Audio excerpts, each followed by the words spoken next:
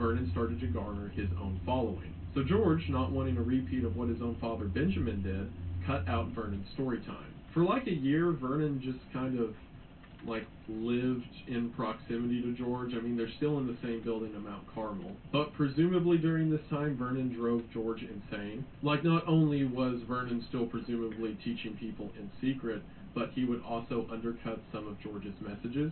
And the two hated each other to such a degree that whenever part of the building caught on fire in 1984, George immediately blamed Vernon. And Vernon said that, I don't know, maybe God did it. Which, it's wild to imagine two cult leaders who are kind of forced to live with each other, and something bad happens to one of them, so the other one's like, I don't know, maybe God hates you. Did you ever think of that? Over the course of this argument, George and his own followers forced Vernon and his followers to leave at gunpoint. So Vernon and his believers left for a while, and George Roden renamed Mount Carmel to Rodenville. You know, the cult story's getting good when they rename a small compound after themselves. For 3 years, with Vernon and his followers staying on a different side of town, they kept having these petty squabbles with each other.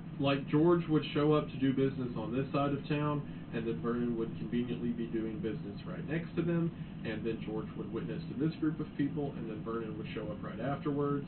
This came to a head when, in 1987, Vernon went back to the Mount Carmel, now renamed Rodenville compound, and according to witnesses, while there, George Roden dug up the body of a Davidian who had died 20 years ago, because, they had their own cemetery on the property, and challenged Vernon to a competition of who can raise the dead. This is where the Mount Carmel joke about Elijah challenging the other prophets comes back into play. George would later say that he was just moving the bodies for some reason, and supposedly right after this challenge, Vernon went to the police and reported George for defiling a corpse.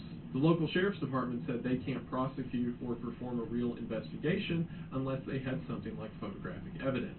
So shortly after this, in November of 1987, Vernon and 7 of his followers, armed with rifles, broke into the Rodenville compound. According to them, they were doing this in order to get evidence of the exhumed body, and claimed that the weapons were just there in case they were attacked. Lois Roden had also died the year before in 1986, and some believe this may have given David the go-ahead to conduct a violent raid on the compound, but that's up to opinion. While making their way into the compound, they were spotted by George and a gunfight broke out. The gunfight lasted about half an hour before the police arrived, and as soon as the police showed up, Vernon and his men threw down their guns. During the fight, no one was killed, but Vernon had been hit. In the trial that followed, Vernon claimed that he was there investigating suspicious activity that concerned himself, and that over the course of the gunfight, he was just firing bullets in the air in order to protect himself, and never meant to hurt George or anyone else in the compound. All of Vernon's men were acquitted, and Vernon himself was given a mistrial. Also, after it was over, members of the jury hugged Vernon because he was just that much of a likable guy, apparently, and as soon as the court proceedings were over, he invited the prosecution over to his place for ice cream. George, in the meantime, was held in contempt of court because he had said such horrific things to the judge and legal teams there that they considered it a threat and indecency. After being released, George found out that several of his followers had converted over to Vernon's teachings. Vernon had got under George's skin to such a degree that in 1989, whenever one of George's own followers approached him and said that he had a new revelation from God, George killed him with an axe because he was convinced it was Vernon trying to get at him somehow. So, with George now in jail for murder and the majority of George's followers following into Vernon's teachings, Vernon just walked his way back into Rodenville and renamed it Mount Carmel. Vernon, now the unchallenged leader of the Branch Davidians, which is at this point an offshoot of the Branch Davidians, so we're 3 degrees of separation now, Vernon renamed himself to David Koresh. David being the reference to King David, the one who the Davidians took their name after, and Koresh being the Hebrew pronunciation of King Cyrus the Great, the king who freed the children of Israel. With his new group, David began his own interpretation of the book of Revelations. In the book of Revelations, the Lamb of God is mentioned as returning to earth. Now, this is widely believed across the majority of Christian doctrine to be a reference to Jesus Christ, the Son of God. However, David's revelation with this was that the Lamb of God was someone separate from Jesus. And as a matter of fact, Christ is not exclusive to the Son of God, but is instead a name given to any sons of God who carry on his prophecy and message. David believed himself to be one of these Christ, and more specifically, the Lamb. In his teachings, David told his followers that they were to be the ones to fight the armies of Babylon, or the wicked world that would enclose around them during the final days of earth. What about these people here? Well, these people here are people, well, you know what they mean? They think I'm the Son of God. Do they? Yeah. Is he the Son of God? I hope he is. This belief would shape the majority of their actions going forward. See, the entire Waco incident is incredibly misattributed, and we're going to talk about why that is in a little bit. But the majority of news sources just say that David believed himself to be God, and that the Branch Davidians, or more accurately the Koreshians, because again this is a removal from even the Branch Davidians, were simply a doomsday cult who believed in the glory of their own death during the end times. The reason that narrative is pushed so hard is because it helps justify what would happen later. But these Branch Davidians did not have some idea that taking one's own life would cause some greater purpose or state of existence. I think in the case of the Davidians, if people had listened carefully to their rhetoric with an ear toward an understanding of religious apocalyptic language, would probably not have been worried about them using these weapons against their neighbors. As a matter of fact, it was the opposite, and believed that it was their job as the Lamb of God to hold out till the very end. David's belief was that he was to build an army and prepare for the eventual coming war. Would you use a gun if somebody came in here? They come in here with a gun and they start shooting at us, what would you do? Tell me, be realistic. This is America. This is not Australia. This is not Europe. This is not where a country overthrows a bunch of people, takes away their weapons so that the people cannot argue any issues. Did King David have swords? Did Jesus tell the apostles to carry a sword with you? Yeah. And in 1989, he would begin to put practice to that belief. David said that he received a revelation from God that he was to father several children, 24 to be exact, that would be the eventual leaders or judges in the end time. And to do this, he would have the children with the women in the congregation. Again, stating this all to be some higher purpose. And here's something I want to emphasize in my research, and this is something you can totally disregard or do your own research and say that I'm dumb about. Like I said, this is just opinion. But from everything that I've read and interviews I watched with him, and members of the group, and people who talked to him, I think David really believed what he was saying. And you may think, yeah, duh, every cult member believes what they're saying. But not really. Most cult members, at least the ones that I have read and studied about for this job on YouTube, they're always trying to sell something or maintain a sense of dominance so that there's never a question of one's own servitude towards the cult leader. And while I would normally just chalk up David to being another charismatic guy who likes to rule over people who he thinks are lesser than him, looking at his history, I think David truly believed his own hype. David was born to a single mother who was 14 years old, and from a young age began to live with his grandparents. David had several learning disabilities and was relentlessly mocked for it at school. And I emphasize this whenever I talk about things like serial killers, and it needs to be reset here. I am not saying any of this to justify or explain away the evils that David committed.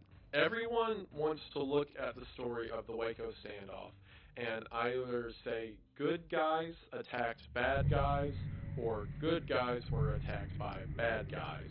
And as with most things in life, it's not that simple. While it's easier to look at the Branch Davidians as helpless victims of the evil government that came in and attacked them, and trust me, we will get to that, but I believe it to be more accurate to look at the actions of David Koresh as evil and the things he did to those around him as evil, but to also say that he legitimately believed in that evil. And again, the things that happened to him at a young age or his upbringing does not excuse anything he did later in life, but instead for us now analyzing it can provide a deeper picture or explanation. During this time period when he was bullied as a child and being raised in a Seventh-day Adventist church, he began to say that God would give him revelations regarding the Bible, and say things like God directly speaks to him. Supposedly, according to those around him, whenever he would preach from the Bible or of these revelations from God, his stutter would go away, a stutter that he was otherwise mocked and ostracized for. When David was around 19 years old, he went to the pastor of his church and said that God told David that he was to marry the pastor's daughter. The pastor told him to not approach him with that idea again, but in response to that, David got his daughter pregnant. So David went to leaders of the church and said that he felt that God wanted him to marry this girl, and in response, David was kicked out of the church. During the time that he was expelled from Mount Carmel, he went to countries like Israel and Australia and began to recruit people to come back and join him. Also, during this time, he found another girl who he said God wanted him to marry, and this time the father approved. This girl was 14 years old, and David was 29.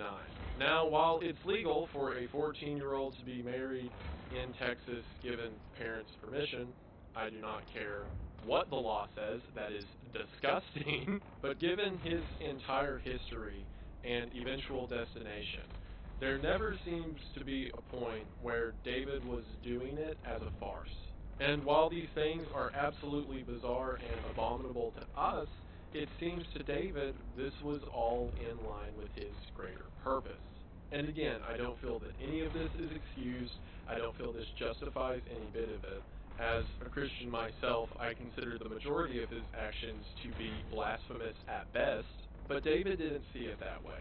If he was telling a lie, I don't think he was in on it. I say all of that because we're about to get into the main story of the Waco standoff, and it seems that because of these beliefs, David was in it for the long haul, and tragically, so were those around him.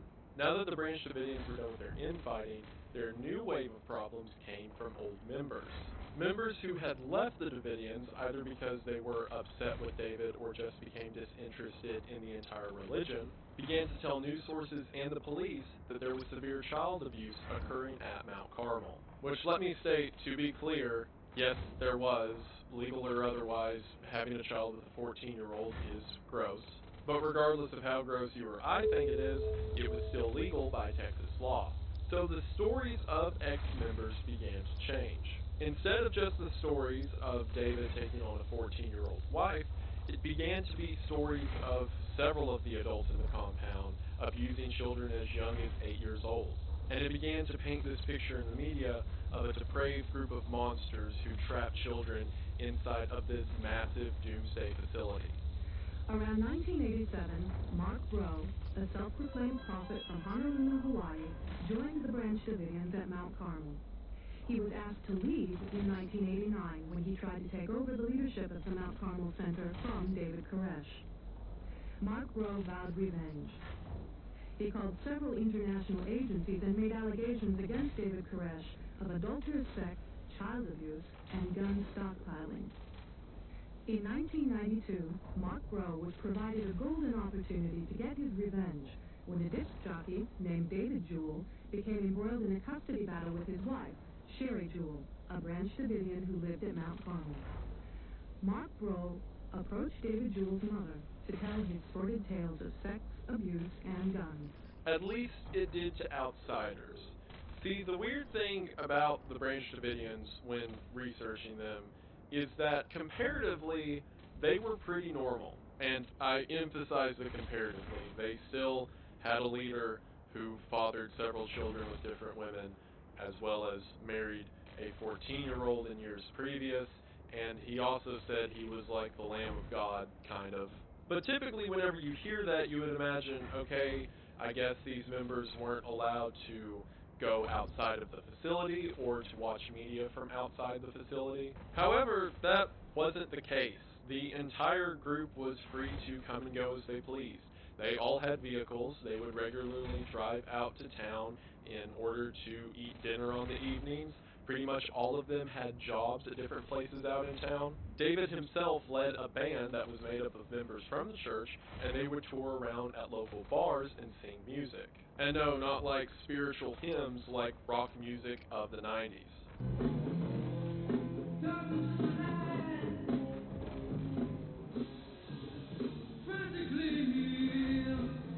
They would convert the auditorium into a theater and have movie nights, and they would regularly invite people from the town over to the compound and have these massive ice cream parties. They were active in the community of Waco and were known for having an open-door policy where anyone could come and listen to David's teachings or just hang out if they wanted to. As a matter of fact, several people who joined the Branch Davidians were just people from the town who thought they were cool and wanted to live there. So whenever these allegations came out of child abuse, people in the town were pretty shocked. So in 1992, CPS did an investigation to see if any children were being abused. At the same time, a news channel from Australia came to Mount Carmel in order to interview David and figure out more about the Branch Davidians. CPS ruled that there was no evidence of child abuse and dropped the case. However, this investigation had left a sour taste in the once positively viewed Branch Davidian group, and public opinion slowly started to shift. That for a couple of years. In fact, we had the Department of Human Services go out and interview some of the kids and whatever they could do. I had people go out with them to interview. To this day, we don't have a case that we could make against Vernon Howell or anyone for child abuse. Even though the news media here and other people kept saying this is what happened. A man from Australia said this is what happened. But we could never get them to give us anything more than just, we know that's what happened. You have to have proof. People say you've been sleeping with the witness. Is that true? No, only one. And she's tired of it. Now, I mean, she's tired of the accusations.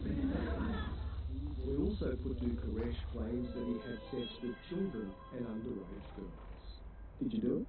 No, I didn't do it. Another detail about the Branch Davidians that's about to come into play is that the group really liked their guns, which, again, for the record, don't really have a problem with. And David was known for having several people in the community over to shoot a bunch of the cool weapons that he had amassed. In the investigation and trials that followed, there would be a lot of misinformation thrown around about the nature of these firearms, and specifically something known as the mag bag.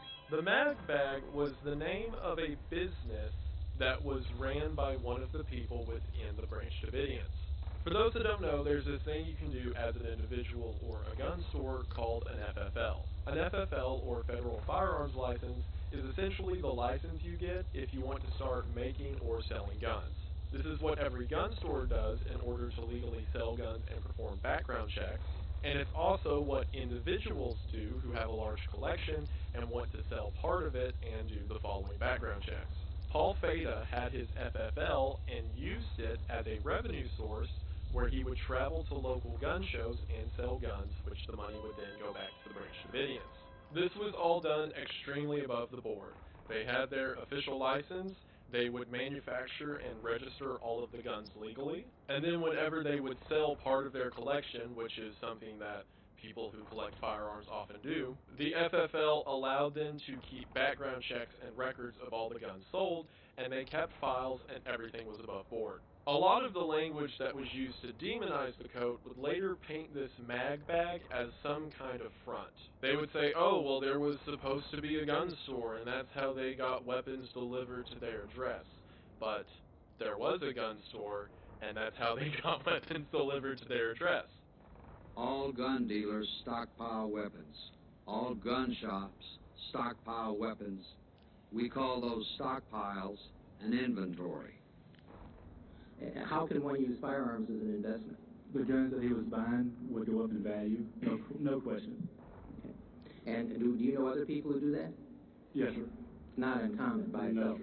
sir. It was a hobby for the men to build rifles and then register them and then sell them at gun shows, and again, all legal. However, this came into question when in February of 1992, a UPS worker was delivering a package to the mag bag, or in other words, Paul's FFL, when according to him, a box fell open and he saw inside several training grenades as well as black powder, among other various gun pieces. Now, this is not something out of the ordinary. If you've ever been to a gun show, dummy grenades are a very popular sell because, it's a little toy grenade and people think they're neat. And the Branch Davidians would load their own ammunition, which is where the black powder came from, and the assortment of other gun stuff that they were stocking up on. However, when this UPS driver reported to the local sheriff's department that there was suspicious items in the package he was delivering, that message got passed on to the ATF.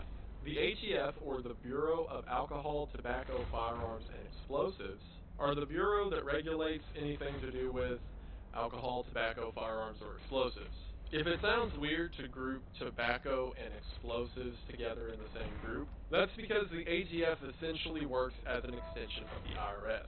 See, if someone was to manufacture or purchase a fully automatic firearm or machine gun, then that would be illegal not because they're impossible to have, but because you have to pay your taxes for it. Machine gun fire in itself is not evidence of illegal activity.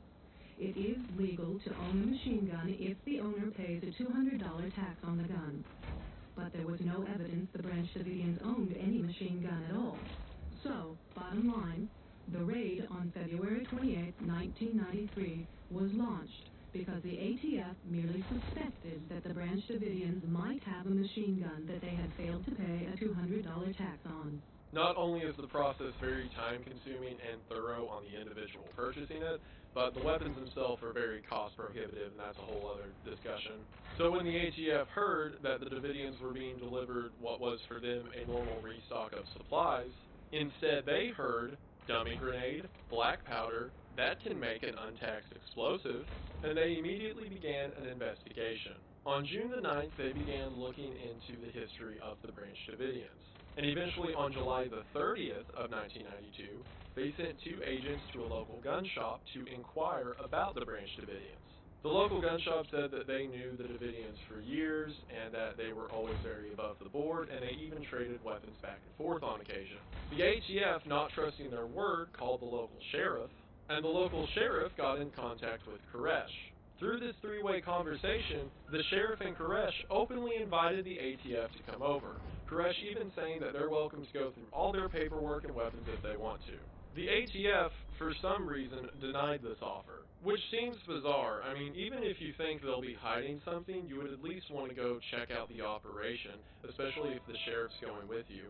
But instead, the ATF left and said there wasn't any headway made. Shortly after this, the ATF began renting a house across the road from Mount Carmel, under the guise that they were a group of college students who were just renting the house for the semester. What's funny is even on the most, pro-government websites that give this account of events, they all list that the ATF's cover was awful. They're supposed to be college students, right? But they're all driving these brand new matching vehicles. None of them ever go off to school. None of them ever are enrolled or do anything in the local community. Not to mention they're all 30-year-old dudes. One of these ATF agents, Robert Rodriguez, posed as an undercover agent and joined the Davidians. And by joined, I mean he would walk across the street and listen to a couple of their sermons and then come back. It turns out early on David figured out that Robert Rodriguez was undercover, but didn't say anything and just let him be a part of what they were doing. Again, David had already invited the ATF in before, so it's not like he was scared that they were going to see something.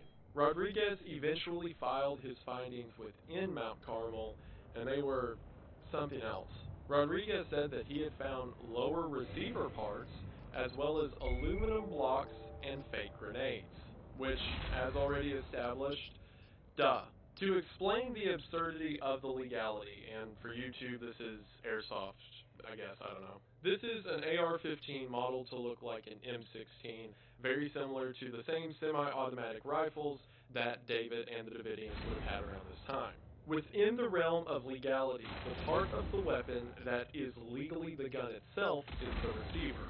On an AR-15 like this lower piece is the receiver, and this is just a hunk of metal. The reason being there has to be one piece that is serialized and transported to the individual, so the block that holds the trigger is often considered the receiver part. On the AR-15 specifically, Any mil-spec AR-15 shares the same part dimensions. So you can take any receiver that you have and then combine it with the other pieces of a barrel or whatever other assembly you're working with and create your own rifle from there. It's kind of like Legos. For those that are familiar with firearms, it's very common for someone to buy a receiver and then build out the rest of the gun however they want it, because the receiver is the only part that matters. And it was very common, as proven by records, for the Davidians to order a bunch of receivers and then build out the rifles and then sell them again legally at gun shows.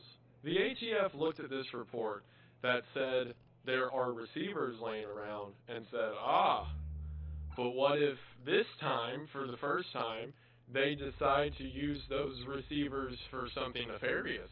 Because if you were going to illegally convert your weapon to be fully automatic, you would have to damage and alter the receiver itself.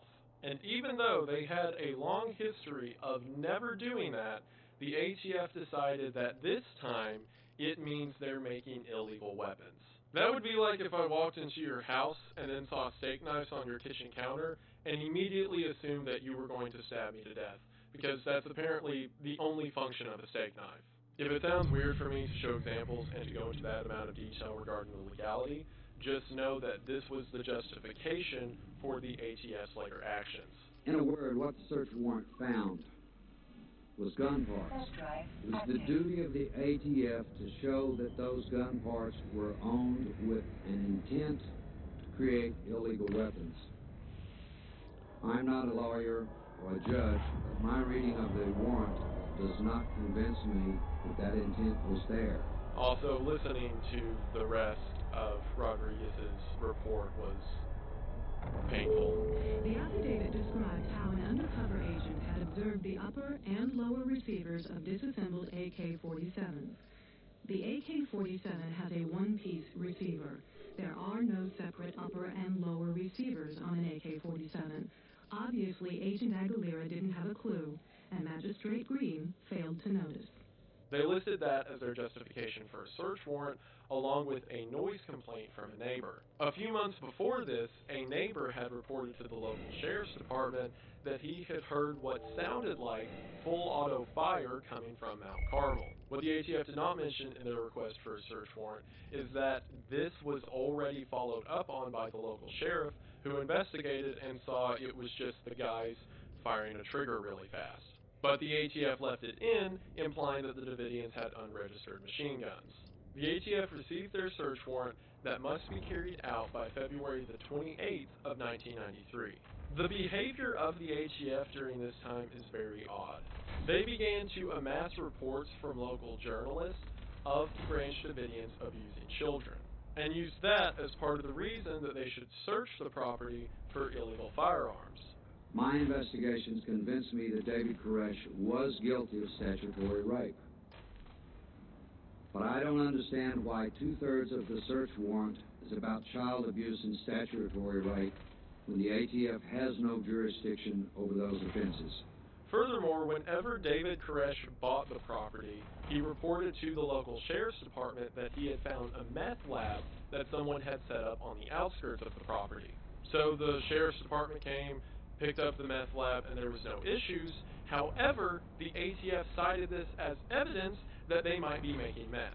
So why would the ATF, a bureau that's dedicated to the registry and tax filing of things like tobacco and firearms, be investigating reports that have been disproven by CPS of child abuse, along with things like meth making, which is, for one, a DEA problem, and two, no evidence of, if anything, evidence against, since David called the police to get rid of it. As a matter of fact, why any of this, right? Because it's not uncommon for an FFL to order gun parts and then build and legally sell weapons.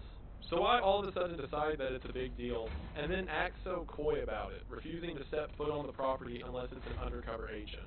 Well, as many have since pointed out, the reason is publicity. And the reason the ATF would want good publicity at this time is because of a little incident known as Ruby Ridge. To give a very brief overview of a topic that deserves its own video, In August of 1992, the ATF was doing an investigation into a man named Randy Weaver who supposedly created 2 short-barreled shotguns. Once again, for those that don't know, rifles and shotguns have to be a certain legal barrel length, shotguns 18 inches and rifles 16 inches, so if this rifle were to say have a barrel that was down here, that would be a felony. Similar to the machine guns I explained earlier, it's only a felony if you don't pay the tax.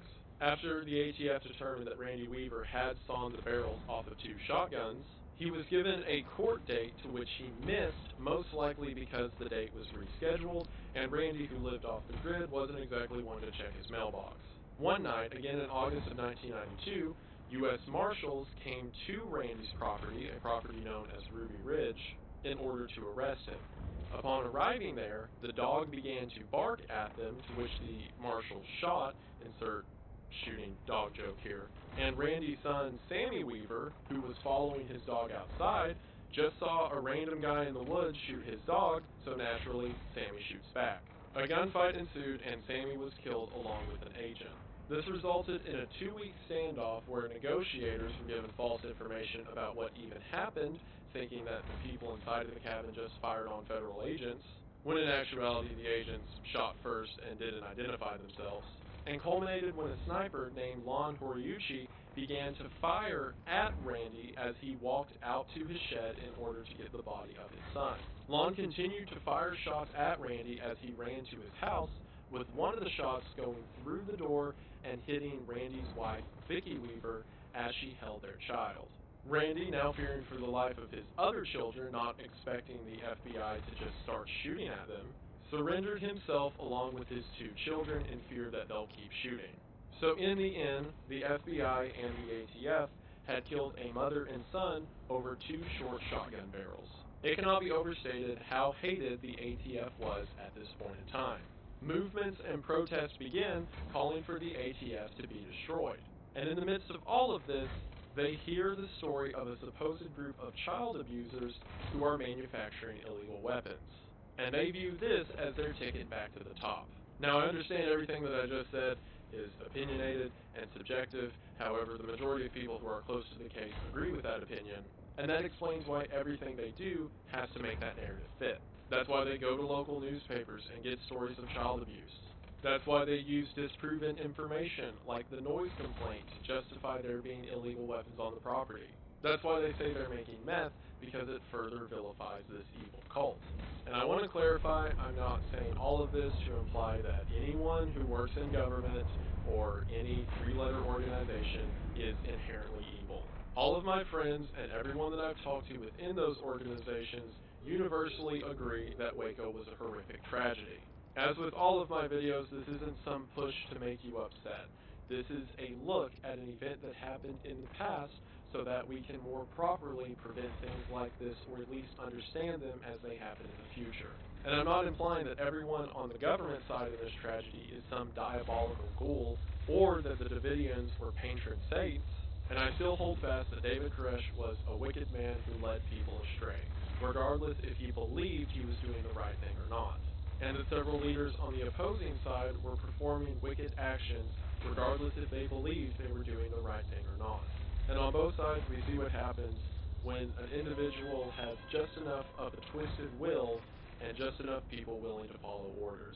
In the ATF's request for a search warrant, they said the reason that they have to raid Mount Carmel directly is because David Koresh never comes out of the compound. I can only say that this is willing ignorance. Not only do they have people across the street watching the compound every day, but they also had an inside man who would have plainly seen that David Koresh performed with his band several nights a week and went out to eat and work several days a week. This decision would be heavily scrutinized later, as instead of arresting a potentially dangerous individual when he was out on his own, they were now bringing that danger to a facility that they knew had several civilians and children.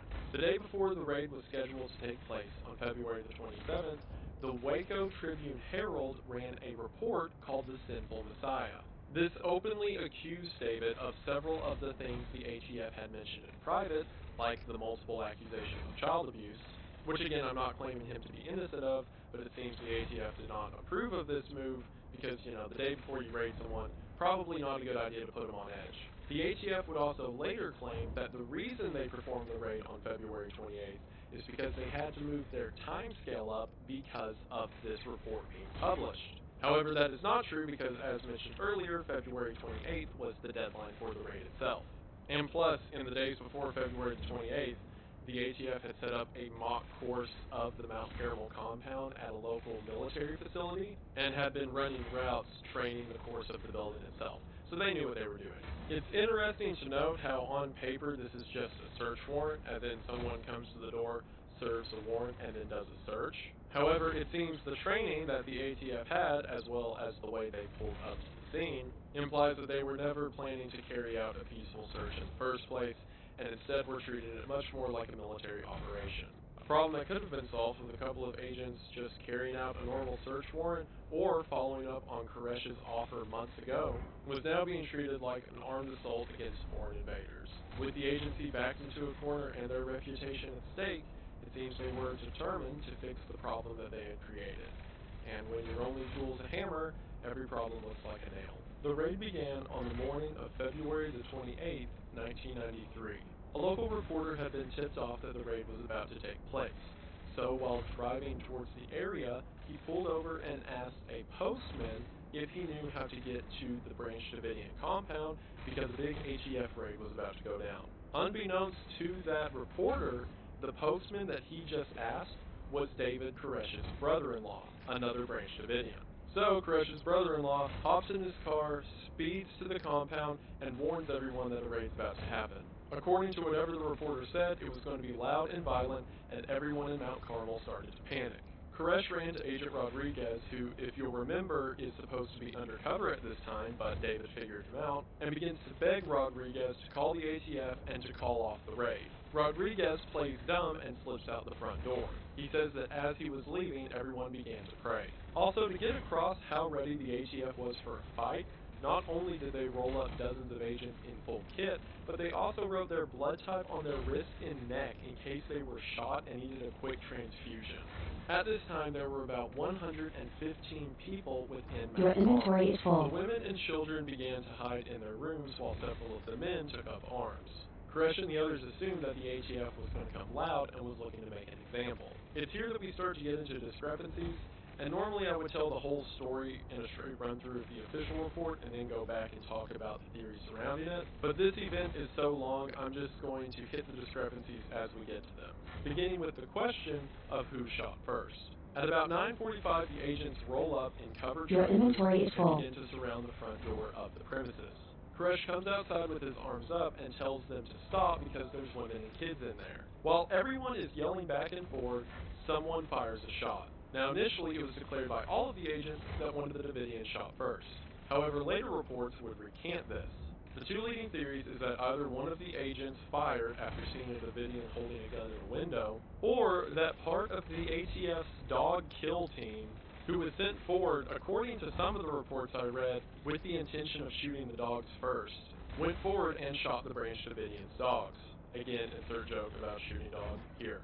These dogs were shot by the agents, and this seems to be the most likely moment that would have happened.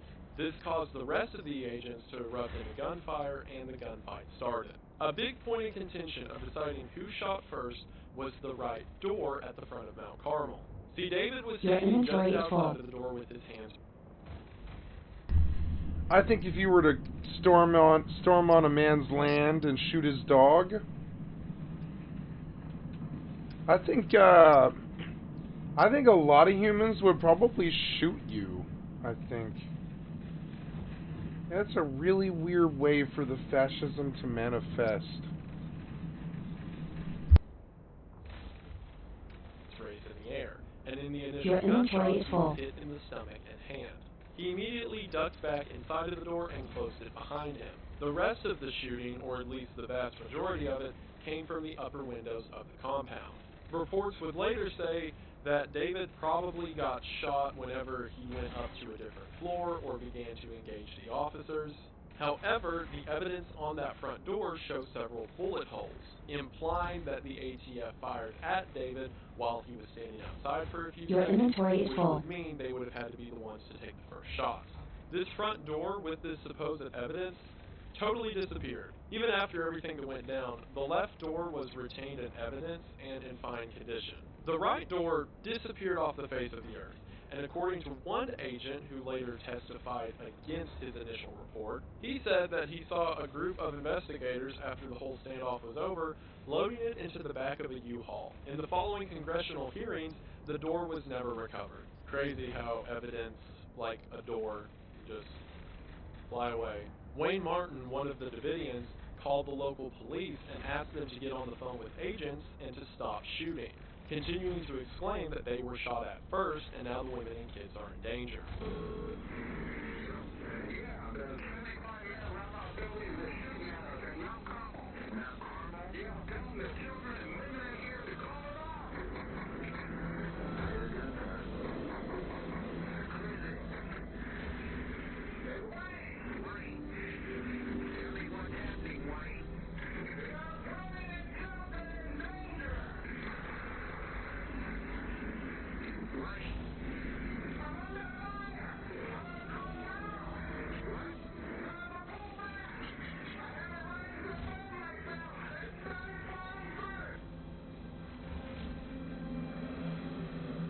During this initial gunfight, the first agent was shot whenever he tried to make his way around to the back of the compound and was hit by a shooter in a top window, and helicopters began low flying back and forward, supposedly to draw attention away from the men on the ground. However, according to many of the survivors, these helicopters weren't shooting at them. Just as they had trained, the officers began putting up ladders on the front of the building in order to make their entry into the top floors of the compound, where they expected the majority of the weapons would be, according to Rodriguez's report. While gathering outside of the window, the three initial agents who crowded around it began to be shot at, before they throw a stun into the room and make their entry. During this entry, you can see where bullet holes are flying out of the wall, being shot from inside, and this results in another agent being hit and then falling off the roof. While not on video, according to the ATF, on entry another agent was killed, and they in turn killed a Davidian who fired at them. While searching for weapons, they were then ambushed by another Davidian, where two more agents were injured, and then that Davidian was killed. The agents then make their exit from the window. One agent hits his head and then falls down the roof, as the agents begin to take cover behind the Davidians' vehicles and return fire. This shooting continued at a high rate for 45 minutes, and only then slowed down because the agents started to run out of ammo. Even then, the gunfight itself continued, with the agents occasionally firing rounds for 2 hours. The sheriff, as well as others on the scene, say that the altercation only quit because they ran dry. Once they were out, the Davidians said that the ATF could come retrieve their wounded and dead, and on the ATF side, 4 agents had been killed and 16 were injured. On the Davidian side, 5 had been killed and several more injured, again including Koresh himself. The Davidians began to collect their dead and bury them in the cemetery on the property. While the men who buried their dead were walking back inside, one of them was shot and killed by the ATF. According to the ATF, this guy had decided to start firing at them, although this has never been confirmed.